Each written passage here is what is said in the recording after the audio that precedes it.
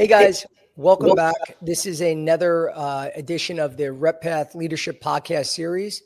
Today we have a very special guest, Ryan Concepcion, who's a good buddy of mine, and he's another industry leader and mentor that is going to provide a lot of great insights for all you today. But before we get Ryan, and introduce Ryan and hear about his background, always want to remember that from this moment on, please submit any questions that you have into the chat.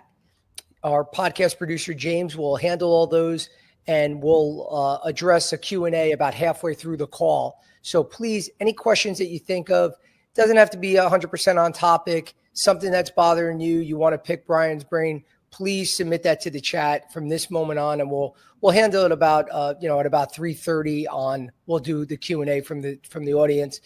Also, make sure if you want to see a recording of this or any of my other podcasts or content, to please go on my YouTube channel and subscribe to Unfiltered Medical Sales Coaching. So you'll be able to get all the content now and in the future. Today, we're going live on LinkedIn, YouTube, Facebook, and Instagram. And we're also on every podcast platform, that's out there. So I want to thank everyone for joining us today, and especially want to thank our guest, Ryan. Ryan, thanks for joining us, buddy. Of course, Joe. I'm blessed to be here, man. I appreciate you asking me to be on. I appreciate it too, man. Thank you. And I guess, before we begin, obviously, we want to learn more about your background. And with a lot of our viewers attending today, many of them are trying to break into the industry. So if you can walk us through, what made you get interested in medical sales, how you broke in, and give us a little bit of background on how what led you to where you are today. Sure. So I had graduated back in 2015. I was a biology student with aspirations of getting into dental school. So there was a 5-year program that I was looking at. And once I found out that it was $100,000 a year, I just knew it wasn't going to be an option for me. I'm the oldest of 5 siblings, and my parents have done enough in their lives to help me out. So I had to figure it out for myself at this point. So I went to Google, typed in, what can I do with a biology degree? And pharmaceutical sales popped up, med device sales popped up. And it was all about how I was going to figure out how to basically integrate myself into the industry. Famous quote from my father is essentially, he has this process where it's called moving without the ball. And so to explain that a little bit more, my father basically said, you need to take every single interview that comes your way. And so upon graduating, I took every single sales interview I could possibly, basically get.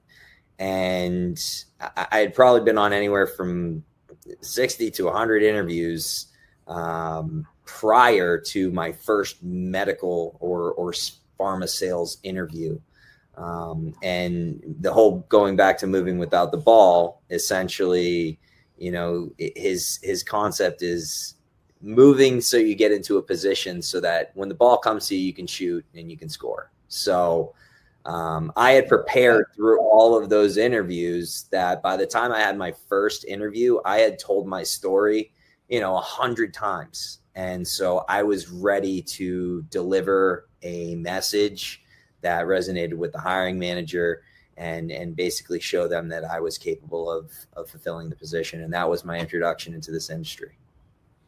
And that's awesome. And one of the things that I always want to ask our sales leaders, because a lot of candidates think that everyone that got in this industry was like born with these contacts, that my dad was a surgeon, my mother was a neurosurgeon, my father was an orthopedic surgeon, and I have 50 relatives that are the CEOs for all the top medical device companies. So if you could walk them into that, like, was there any real connections that you had, or was it all just going out there and, working hard and building those relationships to get in? Yeah. So same as you, Joe, I tell everyone, you need to create connections, right? My biggest thing when I was in this industry, and even beyond the introductory role that I got, it's how can I get my resume in front of a human, right? We want to move beyond the AI filtration process that I don't even know if it existed, 11 years ago when I was first applying, but the human to human connection is what you're striving for. And so the first position that I landed was a recruiter reached out to me, someone that I had basically reached out to in the past and just said, hey, here's my resume. Please let me know if anything comes up. I was always proactive about reaching out.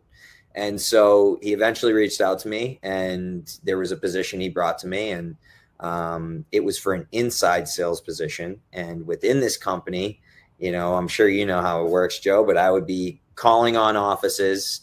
I'd probably work in that position for anywhere from, 2 years to 3 years, and then work to a hybrid sales role, and then get, to that outside sales rep time. And it wasn't ideal, right? I wanted to go right to outside sales. And so I was a swim instructor at the time. And of course, I'm a talkative person. I'm talking to some of my clients about what I wanted to do. And one of my clients at the time was just like, hey, a role just opened up at my best friend's husband's company. Is it something you'd be interested in? I'm like, please get me that man's cell phone number, and I'm going to reach out to him when I hop out of this pool. And that's when, again, the networking started for me, right? So now I'm on the phone with this gentleman, I'm talking to him, and I'm like, I straight up asked for endorsement. I was like, hey, would you mind putting my resume in front of the hiring manager? And then now I'm in this situation where I'm between two companies, right? I'm sitting down with one company, I'm sitting down with another company. I have one role already landed, and now I'm able to sort of leverage one role versus the other, because, first role being an inside sales rep, I didn't want to do that. I wanted to be outside. That's what this new opportunity presented. And so when I was sitting with the hiring manager, who one of my mentors to this day, just a great all around guy, I straight up told him, I'm like, listen, I have a position. I'm starting in a week, and I need to know if you want to see me back. And, that landed me the second interview. And I said the same thing after the second interview. I start next Monday. I need to let these guys know, am I going to be hired for this role? And he said, put it this way.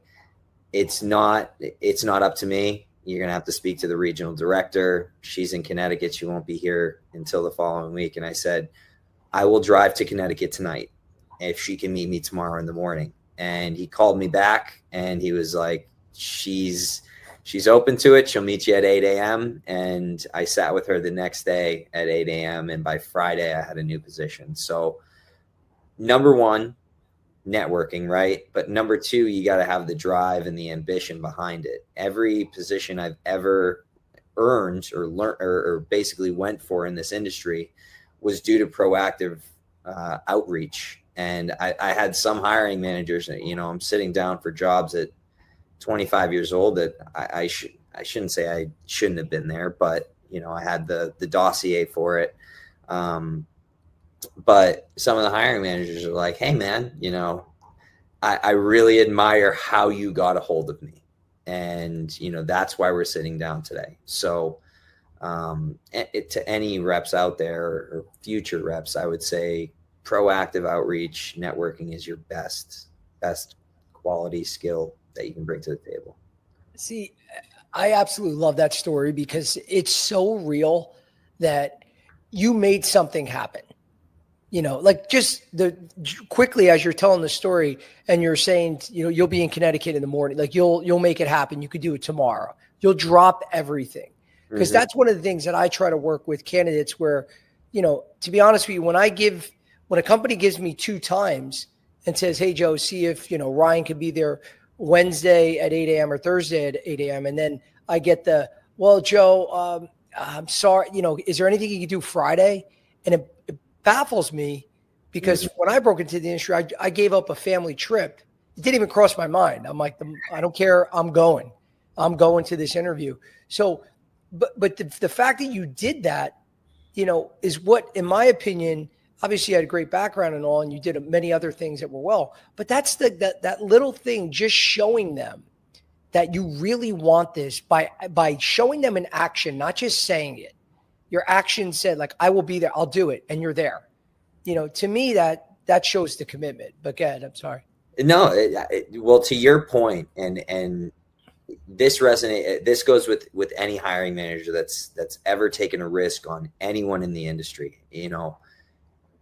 Especially for me, right? If you hire me, if you take a chance, maybe I don't have experience in the realm that you're trying to hire me for, or even if I do have experience, you're hiring a moral obligation.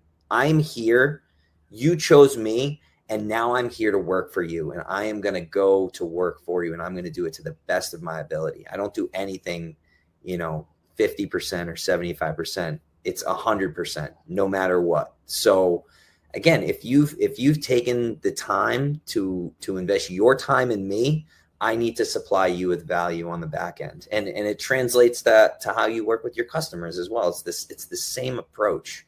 It's just translated into a different sphere, if you will. Yeah.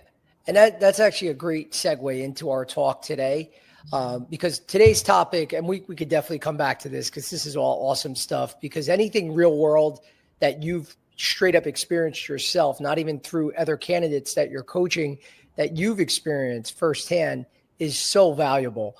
But today's talk on that note is finding out what's important for physicians, companies, and teams. And what do they really value? And it's not about you, right? Mm-hmm. So first question I have is, what do you think, how would you describe for physicians, what do they typically consider products and reps that define what's value, basically? What does value mean when we're talking about that for a physician?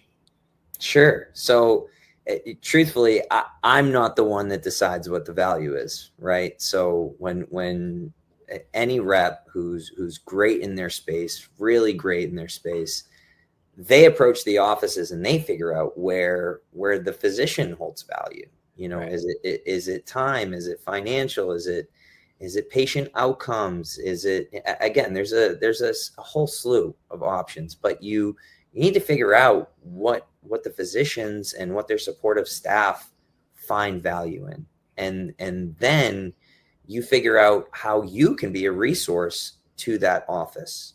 When it comes to any sort of medication, and I don't want to go into depth on any specifics, but when it comes to a medication, it's patient outcomes, right? We're not there to sell a product. We're there to talk about potential patient outcomes and what value those outcomes can bring to the physician, right? And their patients, their supportive staff. So the best thing that we can do is help these physicians identify these patients as best as possible. And if you're, we talked about it sort of initially, Joe, but it's painting a picture, right? We talk about storytelling. If you paint the picture of the ideal candidate for your medication or treatment or product, whatever it may be, again, you're giving the best case scenario or the best ideal candidate to achieve success with that product. And then once again, that patient achieves success, and then hopefully it translates to them identifying more patients and more success and achieving the patient outcomes that they're really striving for. And again, when you bring success to an office via a physician, via a certain product, that's what really builds relationships. So again, the value is not necessarily, I don't bring the value, right? We bring value in our own ways, but you have to identify the value and where that lies within that office. So awesome. And what would you say on the flip side, during those first couple of calls, what are some of the big turnoffs or red flags that reps should stay away from? I mean, there's a lot. I know. The way I'll answer that is, there's a certain etiquette, right? We are not a part of these physician schedules. We are not a part of supportive staff schedules. They see us out of the kindness of their heart or on a needs basis on a daily basis. So when you approach offices, just again, to all the new reps coming in, remember that, can't walk into an office with bringing no value, right? It's not, I'm just stopping in because I'm in the area. And no. Bring information, bring patient resources. Is there some way that you can help from a patient access standpoint? You have to bring value. But once again, you're not on their schedule. So make sure that when you do approach offices, you're doing it with appropriate etiquette, you're being polite, and you're making sure that, again, there's a piece of value that you're bringing to them that serves the purpose of you being there in the first place. So would you say it's fair for a first call, and I don't want to lead you with this answer, but you don't know anything about this doctor. Even the company doesn't have any information. It's Dr. Jones, who just opened a practice in the middle of your territory. You're going in there the first time, no data, nothing. How would you approach that type of doctor where it's like, I don't know if this guy does my procedure, what he prescribes, what's the best way to go about that kind of call? Sure. There's multiple approaches. We'll go over one. So one is you're in there, you're introducing yourself, you're introducing your product and the company that you work for, right? Just familiarizing themselves with who you are. But again, ask personal questions, kids, family, things you can relate to. Again, just be a human, be a good person.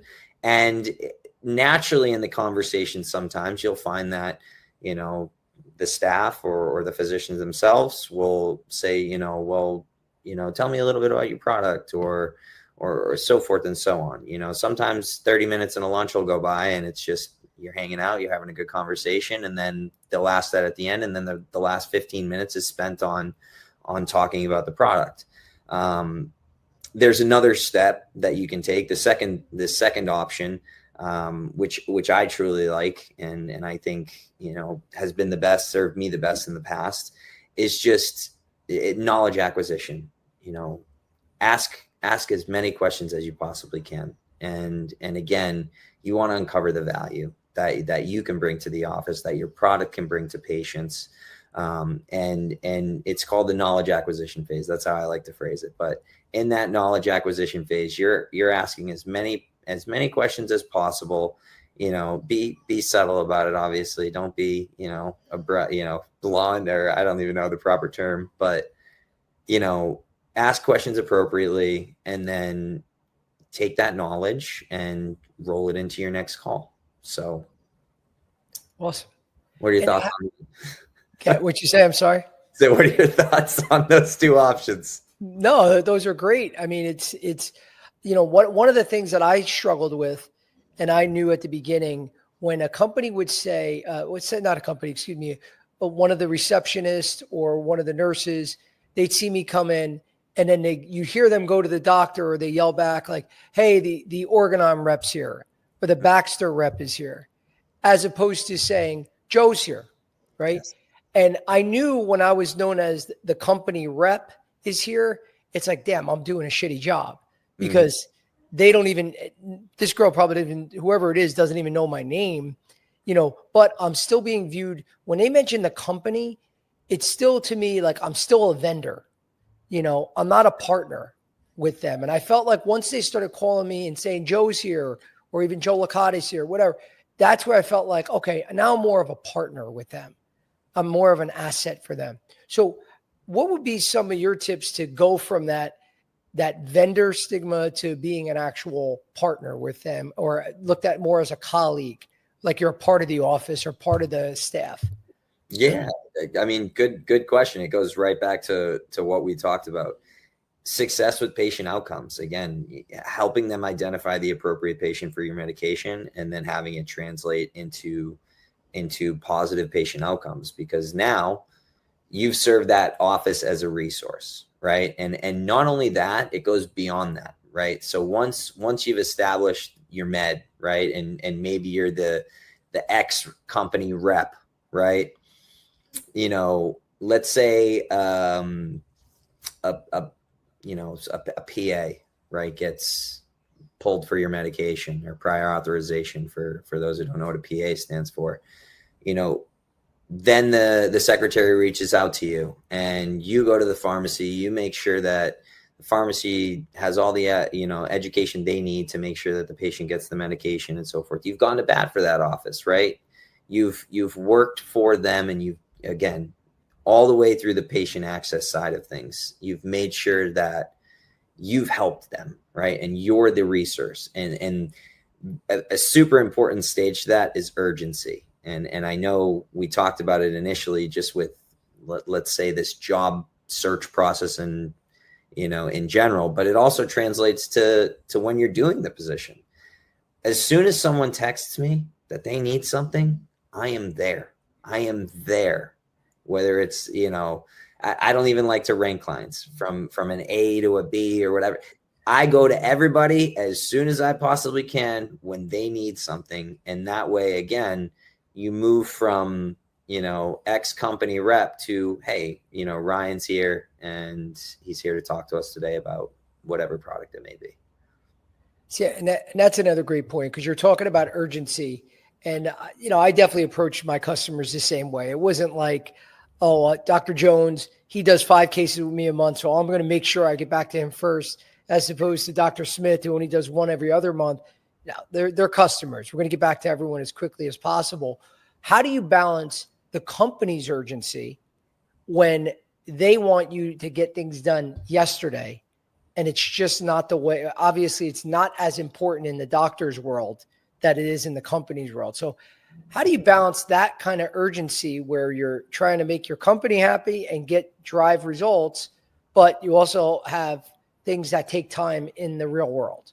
Sure. I mean, number one is clients first, always, in my mind, right? These are the people we're interacting with on a daily basis. These are the people that matter to us. And again, their patients matter. So we have to make sure that our end goal is always the patient. Goals and company directives, they will always exist. But at the end of the day, our clients are the ones who drive it all. So we need to make sure that we're putting our patients first, we're putting our physicians first, and balancing between the two is, there's a ton of ways. I'm of the nature that I like to do a lot in my territory from an activity standpoint.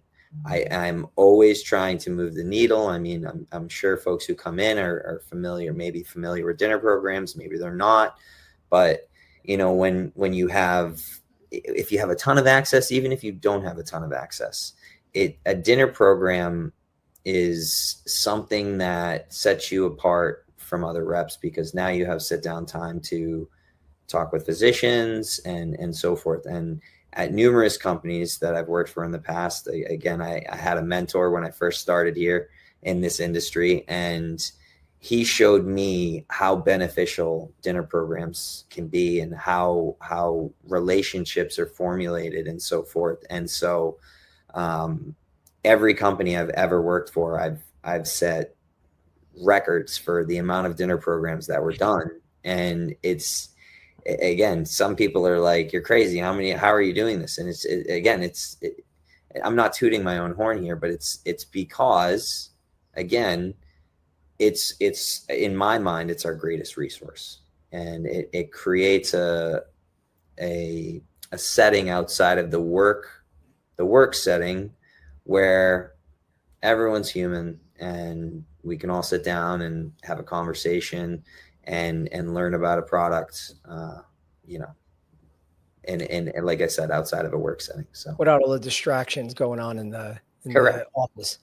Correct. Now you brought up a very hot word before when you mentioned access.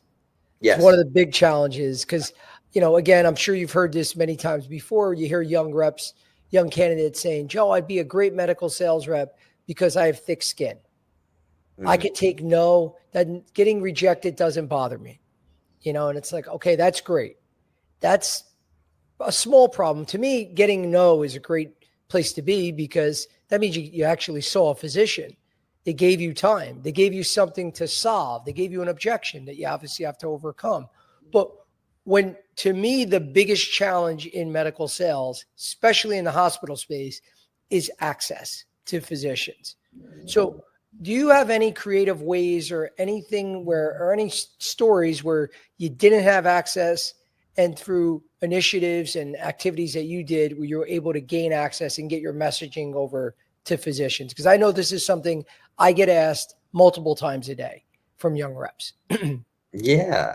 Again, there's numerous things that we've all done as reps in the past in order to stand out or get backdoor access, if you want to call it.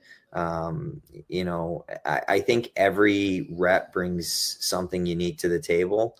I've seen reps who I thought would never get FaceTime with physicians because of how bullish they were and sort of in physician's face, that did get time. And I've seen, other folks who essentially did not sell clinically whatsoever and were doing well based off of a relationship or whatever it may be. Obviously there has to be some sort of, clinical ramifications to justify using a medication, but I've done a lot of things. Again, if a hospital doesn't have access, sometimes there's a physician that goes on a walk, or a pharmacist that goes on a walk during lunch, and you just have to think outside of the box. I've gone on walks with physicians. I've sat in a pharmacist's truck and I've eaten lunch with him in the truck and talked to him about product and so forth.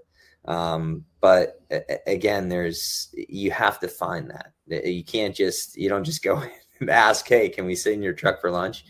No, it has to be offered to you. And so back to the value proposition, you have to provide some value in order to get that door to open. So right. Once that happens and, a physician calls you at 5:30, because that's when they're leaving the office and driving home, and they give you 15 minutes, that's your time. So you have to earn that time, though.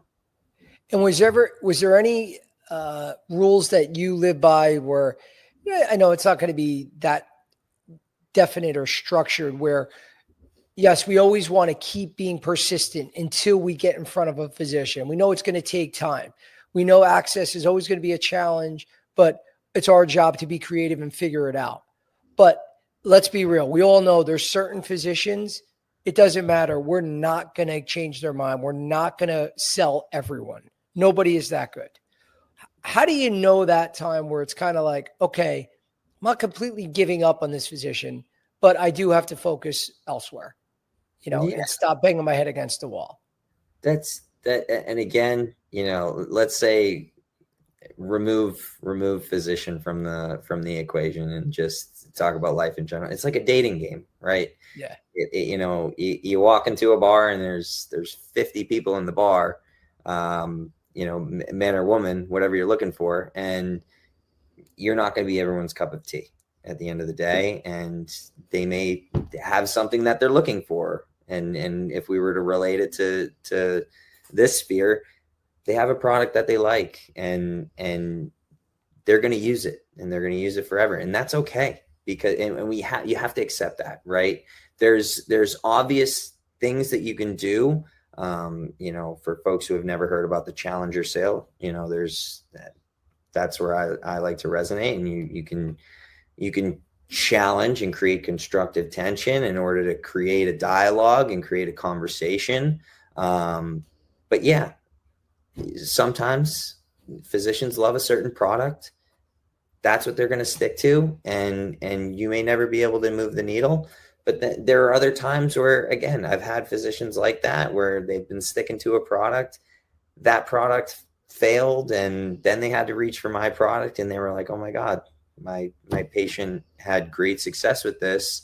And, now I'd like to hear a little bit more. And so it relayed to a good outcome. So again, focus on, how do I say this appropriately? But I would just focus on, number one, the folks who want to see you, right? And where you can make the most impact and where you can help these physicians achieve the most positive outcomes for their patients. Versus, again, if someone has a system that works for them, tread lightly, respect their process, and see where your product may fit in, for the future. Yeah. I mean, and that's great advice too, because I know, especially, working for med device companies, pharma, diagnostics, capital equipment. I did it all in my past. When you were calling for the pharma companies, everything was deciling. So you had your decile 10 doctors for some of you guys out there. That's ranking the doctors from decile 10 of your highest prescribers down to decile 1, the lowest prescribers. And they're always pushing you for those 8, 9s, and 10s because they had the volume. But like you said, I think the good reps, they start where they can get the business, wherever someone's going to talk to them, because a lot of those 1s and 2s, they turn into 10s. And people are ignoring them at some times. A lot of reps, they don't call on those because they don't want to waste their time. And like you said, I think that's just great advice if those are the guys that are going to talk to you at first, because less people are going to be knocking on their doors, they could be huge later on. To your point, Joe, there's no such thing as a waste of time, ever. Right. Ever. And if you're looking at a decile ranking or a tier A to tier C, remove that from your business acumen. You need to focus on everyone, and you need to focus on being a resource to everyone, and especially the people who are going to give you face time, because if they give you face time, they value that face time, and so you need to return that value to them. So and like Joe said, it could result from someone not utilizing a product to utilizing your product every time they see that certain patient for that certain indication. So it translates. You have to actually make sure you're paying attention to your whole call panel and not just 1 or 2, 3 individuals. Yeah. I mean, it's so true, because when I first started, I was selling a pain medication, and I got got not reprimanded, but my manager was upset with me that I did a lunch with this doctor that was a brand new doctor, had no one in his office, literally walked in there. He was behind the counter, the front desk with his receptionist. That's how quiet he was, where he was talking to her. My manager's like, Joe, why are you even calling on this guy? Why did you spend $100 on this lunch and all this? And then fast forward literally a year and a half later, he was one of the top prescribers for the company. It was a speaker, on our speaker bureau. So you do see firsthand, like you said, don't look at anyone. I mean, the deciling, all that data is great, but you can't live and die by that. Treat everyone the same, as you're saying, and you never know where it's going to end up. Yeah. So, my biggest thing in this whole industry, be a good person. Be a good person. People will be good back to you. That's what life's about. Absolutely. But I think, because we're a little past the halfway point, we're going to pause here for a second and see if we have any questions from the audience. If there's anything that you have. We have a couple. Awesome. So Ryan Webb said, great advice that a ton of candidates seeking to break in never act on. The same drive and process got me my first job in the industry. Great job, Ryan. We have Shayna Martin. Do you feel like luncheons are worth the investment in most markets? Do you want to answer that, Joe? No, that's you. Oh, the answer is you're the guest. Absolutely. Again, you have FaceTime. Anytime you can get FaceTime with supportive staff or with a physician outside of a hallway or wherever it may be. Yes, absolutely. Yeah, I agree 100%.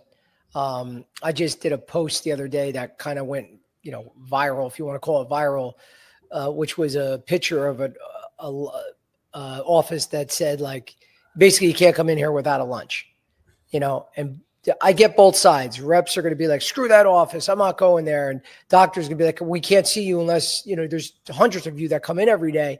But again, at the end of the day, you got to get your messaging across. and whatever it takes, if you don't do it, someone else will. So you could say, I'm not going to do that lunch. No problem. If I have a budget, I'm going in there and doing the lunch, and I want to get time with the doctor. Of course. I saw that post. When did we become the lunch people? Was the yeah. I mean, again, I wanted to stir up conversation. Definitely did. Yeah. Well, again, to your point, these offices, sometimes the only time they have is lunch. So we have to understand that. So be, like I said, etiquette, be appropriate. If that's the time that they have to see you, then you do your due diligence and make sure you get on their schedule. Well, and I also think it's a good way to evaluate your own, the job that you're doing, because if you're calling on an office for 2 years and they still are asking you, it's okay for you to continue to bring in lunches to support your customer and get time. But if they're truly still like, Joe, you still can't see me without a lunch, I do think that's something that you got to look at yourself and say, am I really bringing any value here? I've been calling on this office for a couple of years and they still only want to talk to me with a lunch. It's something you got to look at yourself too.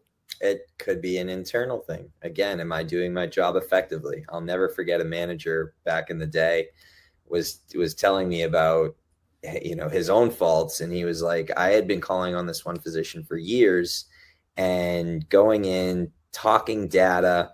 And, one day I felt comfortable enough to ask him, why haven't you used the product and so forth? And my manager said that he said, honestly, I don't know what product you even carry at this point. So again, it comes down to, are you impactful while you're in front of your customers, and are you bringing the value that you're proposing? So that's great. But I'm sorry, James, if there's anyone else. Good. Keep it going, guys. Just gotta plug something in. Sorry, guys. What strategic goals, cost savings, outcome, standardization are more valued by healthcare systems?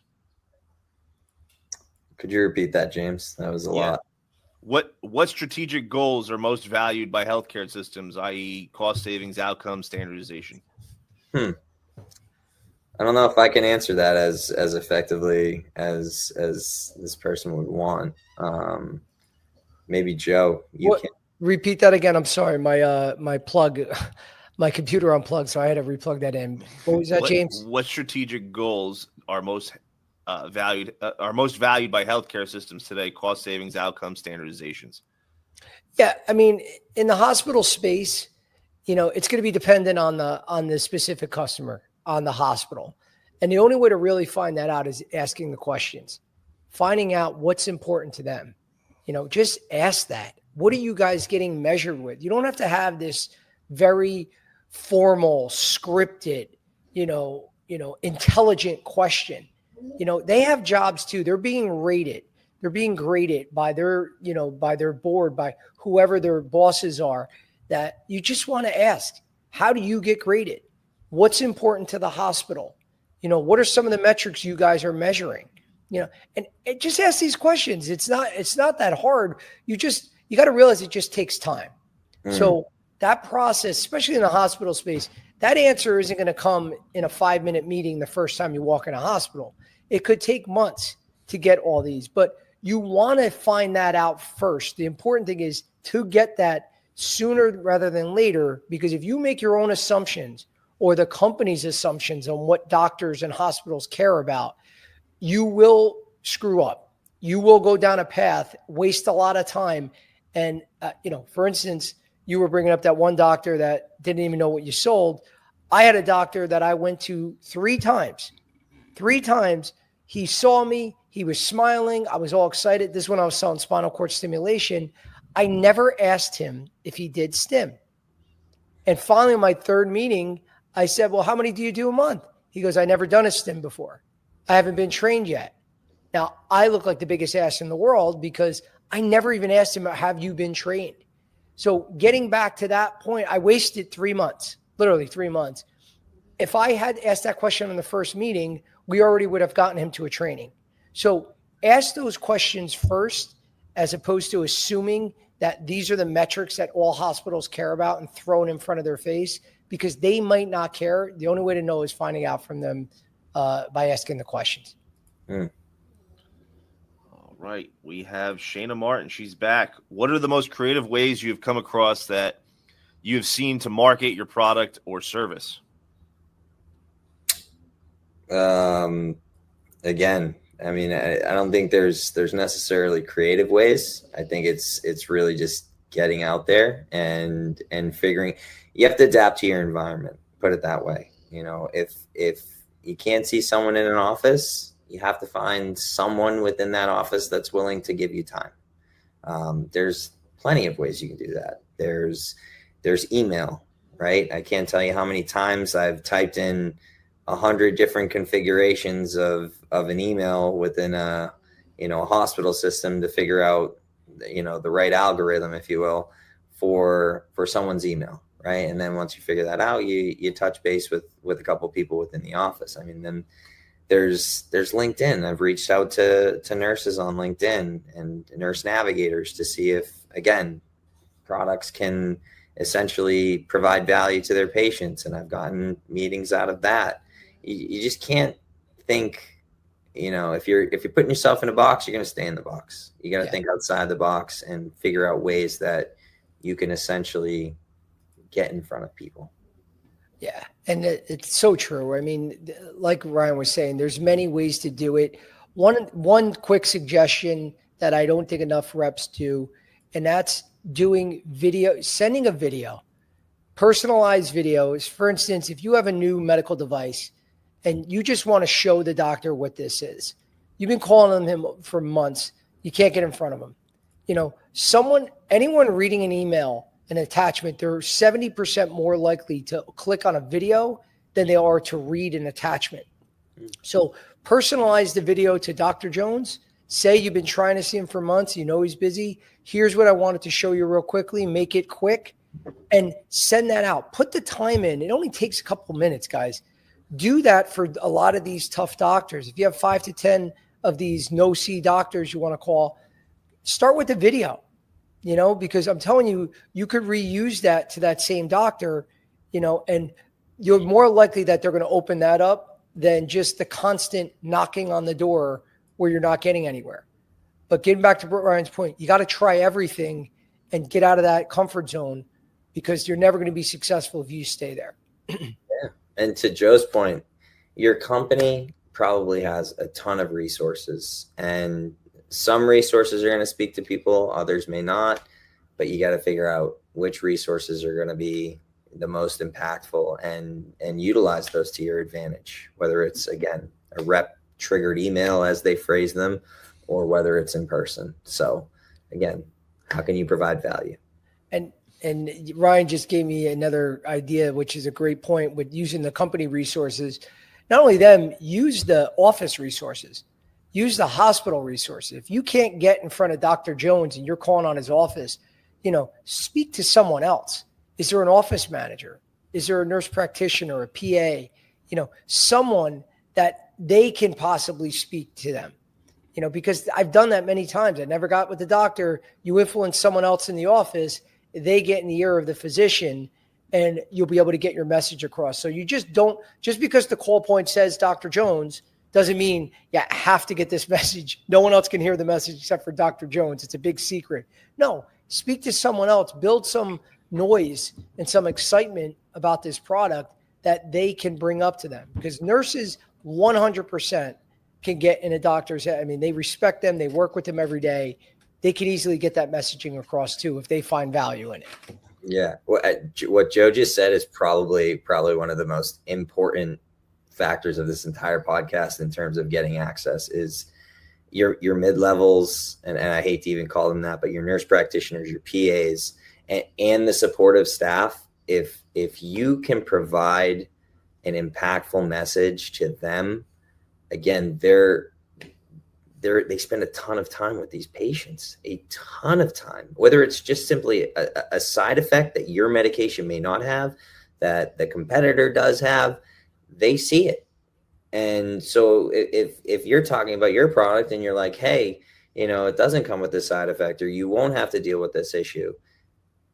Light bulb. And they're thinking of patient X who they saw that day or that week that came in with that. And they're like, oh my gosh, here's a solution or another tool in the toolkit that we can provide to this patient. Right. Make their life easier, sort of thing. 100% agree. Yeah. Okay. We got what metrics drive purchasing decisions at the executive level? That I definitely can't speak to, but maybe that's more med device tailored than pharma. Yeah, and again, it's similar to the other question. The metrics, they're gonna care about patient outcomes. That's number one. So if you're, especially in the hospital setting, readmissions is a key factor. They don't want patients coming back in there. That destroys the margins. Where you have someone getting readmitted, hospitals are losing money as it is. They're always going to measure their readmissions. That's for sure. And they're also going to measure the outcomes. So a lot of them will get I don't want to get too complicated in this, but there's in the ortho space, especially for hips and knees, hospitals get graded on certain procedures based on these outcomes, from their patient satisfaction scores, things that they all get measured where they can actually get more money, depending on how the results are. But at the end of the day, those are key factors, but there's so many that we could go on for days talking about, but it's outcomes, and patient outcomes is the simplest way to answer that. All right. How are pharma reps adapting to reduced in-person access post-COVID? I mean, again, we've talked about it. There's a number of ways. I had to sell a product during COVID, and I wasn't going into offices. And truthfully, our companies most companies at the time were like, you don't have to do anything. I mean, this is a pretty tough time and so forth. But I can't sit still. And I was getting on the phone with a lot of my customers at the time, cold calling and just saying, hey, once I had successfully implemented the product into the hospital system, I was reaching out to referral sites and just giving them education on the medication that they could be receiving when they send these patients, and the benefit to that product at the time, because it was, without giving the product away and so forth, essentially the patients, it was exposing their patients a lot less. Their patients had less exposure. Their staff had less exposure. Again, talking about the value that your product can bring and so forth. And again, there's so many ways to access physicians, supportive staff. You have to be creative. So, and they'll appreciate you going out of your way as well. So make sure you do that. I have a two-part question. The first part is, how important are sample drops or copay cards in securing meetings? I don't ever want to put it this way. A copay card does not sell a product, right? Samples do not sell a product. Do samples, can you use samples and copay cards as a resource to get you access so that you can, again, give a physician an opportunity to give a patient another option? Heck yes, absolutely. And use that as such, right? They're resources, but what sells medications, guys, is efficacy and safety.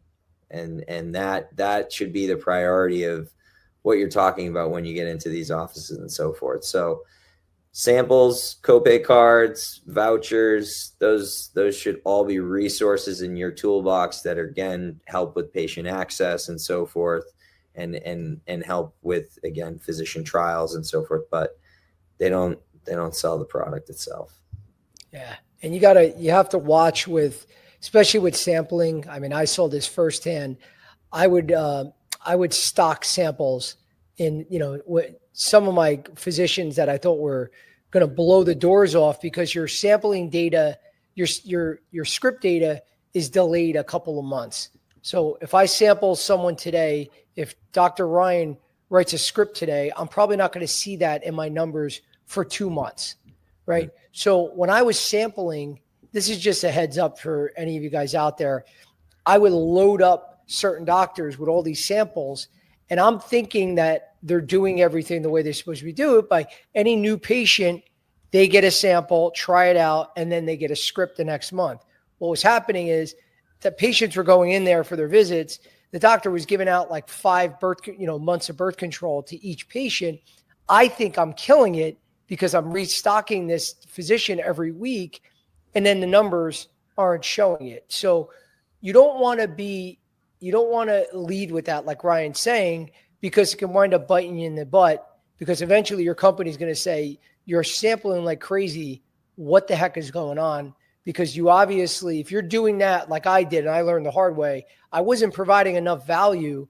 And I also had to put my foot down and just minimize the samples at certain accounts. And actually my numbers went up because they couldn't just give samples to all these patients. They actually had to write scripts. So you want to be careful of that because, again, it's been a long time since I was in pharma, but I learned that mistake, quickly.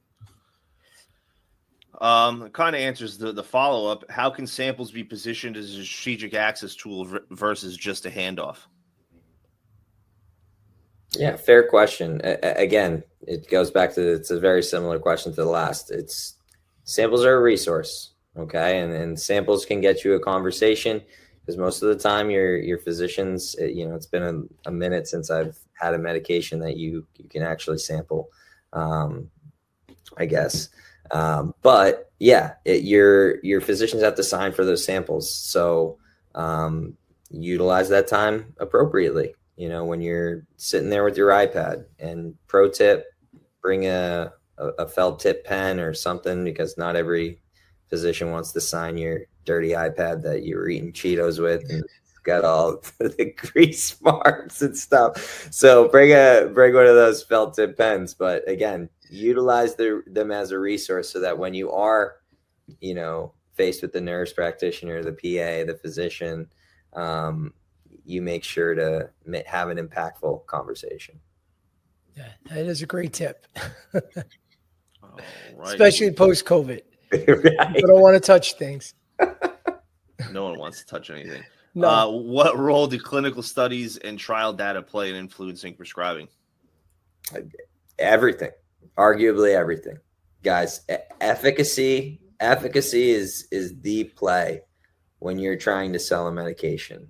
And the efficacy is what's going to essentially drive the patient outcome, right? I like to say safety post that, because again, if the patient's going to be on medication, they want to see the results, right, of the medication. That's the efficacy component.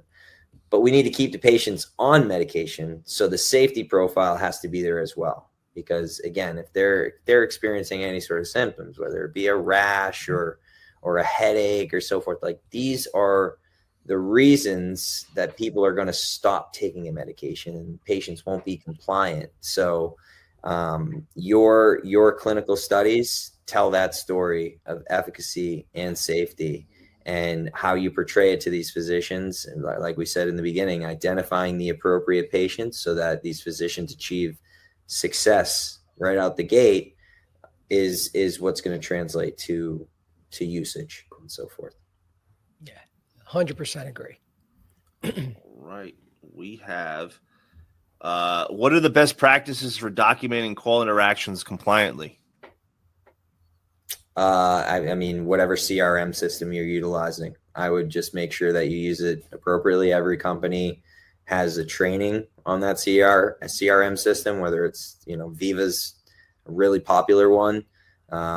Again, I was one of the folks who like to plan my calls ahead of time. And so I had my week planned out, but I've also been the rep who doesn't plan my calls out ahead of time and so forth. So just make sure that you're inputting your call data, while some companies stress it, other companies may not. You want to make sure that you're entering your calls in a compliant manner. And so that, again, you don't raise any red flags. Yeah, I agree with Ryan. I mean, that's something that you got to discuss with your manager, and they're going to have a training course on that. They're going to go over, especially when people do stupid things out there, you hear about it over and over in conference calls, in your ride-alongs with your managers. So it's going to be company dependent. But one of the things that, from having my own company to just being in the field for years, especially working with reps, don't be the pain in the neck rep that gives the same BS, one sentence. Number one, it's going to show your manager that, are you really working? Are you really calling on this doctor? Did you walk in there and then just walk out, and then you just gave a nonsense sentence? I'd rather see, put details in that are meaningful. Don't just write stuff down to write stuff down either.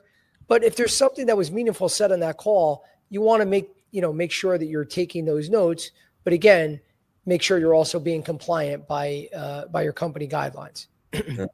And if you have a partner, you make sure your partner is up to date on everything that's going on. Because again, let's say you don't input into the system and the notes aren't there and they're following up with that office, they have no idea where you left off with the last conversation. So anytime I've ever had a partner in any sort of territory, I always call them with the successes and the losses and where they can successfully pick up that conversation the next time they go in there.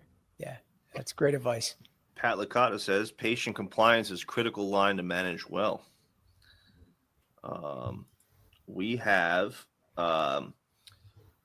what are the key priorities in the first 90 days of launching a new drug? Oof, that's a good one. That's a really good one. I've done a lot of drug launches. Education, as much education as possible. The first product I ever launched, you guys are going to think I'm nuts, but I did 30 programs with my partner within a 4-month span. Wow, that's a lot.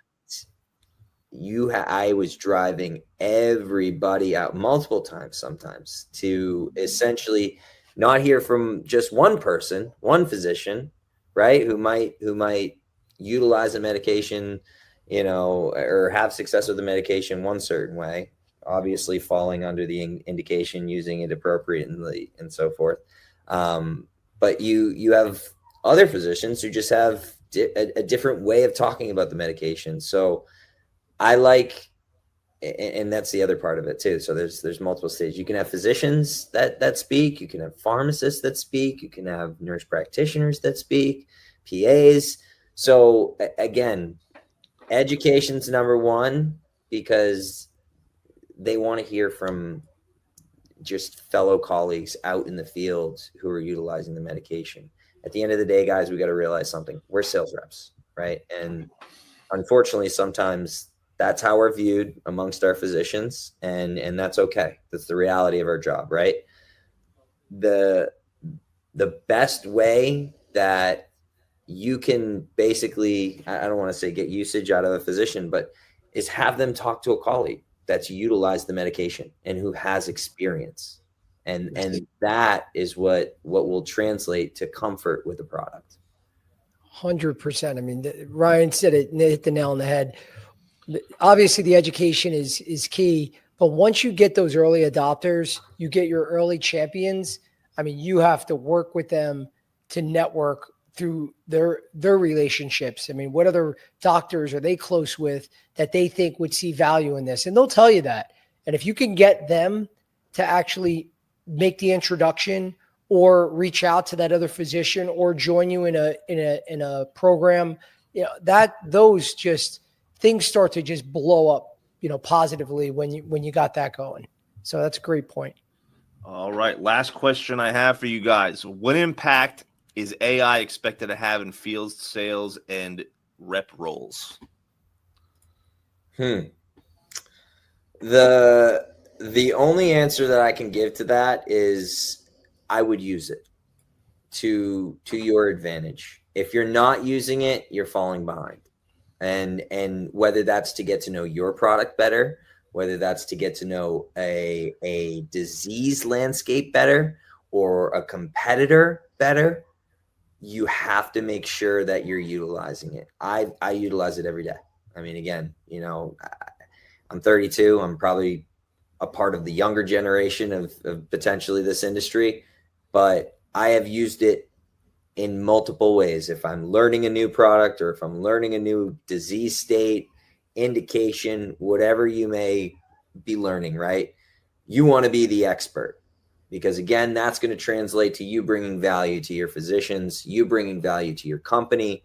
So make sure, we just said it with the last question, education is so important. Again, whether it comes down to pronunciation of certain words and whatever it may be, the more educated you can sound and the more educated you are when you're talking to anybody within your offices, very, very important. So please utilize it. Couldn't agree more. Don't compete with it. Don't look at it as, because all you hear every day is how many rep jobs are going to be gone, in 2035. And guys, we can't see the future. Don't listen to everyone's predictions. Bottom line, it's a resource that can help you out tremendously. I don't work for ChatGPT. I don't get paid to talk and promote them, but if you're struggling to write an email with a customer and you're going to sit there for 45 minutes when you can plug something in and then tailor it, at least it can give you ideas. So you're not wasting time. Just think of it that way. It can save you a lot of time to do other things that can increase your sales. So just start there with saving time and use it, but embrace it and look at it as a tool, not as a competitive robot that's going to be taking your job in the future. Well said. So, yeah. Well, that's all I got for you gentlemen today. Thank you, James. Ryan, again, this has been awesome. But I want, again, as a closing note, anything that you would like to talk about, services that you provide candidates out there, what you can offer, after this call, because I'm sure after this call, especially when the recording goes out, you're going to get a bunch of people reaching out to you. So please make it easier for them. Let them know what you offer and how they can contact you. Sure.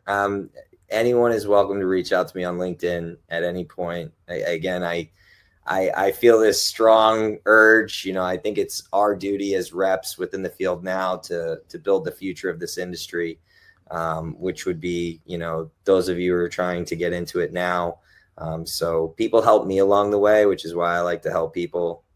Again, I didn't get here by myself, and none of us have. So on the other side of things, I did co-found a program for those who are looking to get into pharma or med device sales. I don't run the company. My brother runs all of it, but essentially it's a video course. It's a self-led course. And if it can help you and in your future and getting into this industry, then again, it's called upharmasales.com. And, while I may not be as actively involved in the process anymore, the system works and it's definitely helped people in the past. So if you're feeling stuck and you're looking for something out there that can help, it exists out there, and I hope it brings you good fortune. All right. Thank you, Ryan.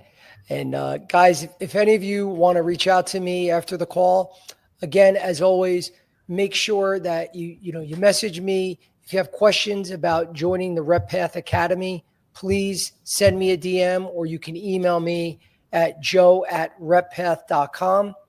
Also, if you want to get the recording, as I said at the beginning of the call, make sure you're subscribing to my YouTube channel. It's 100% free. It's unfiltered medical sales coaching. And for any individuals on this call that are lobby members who want to get additional discounts on RepPath training, please send me a message and include the promo code Licata. That's Licata. So please provide that when you message me so you can get additional discounts. And I want to thank everyone for joining us today. We'll be doing these, as always, podcasts every Monday and Wednesday at 3 p.m. Eastern.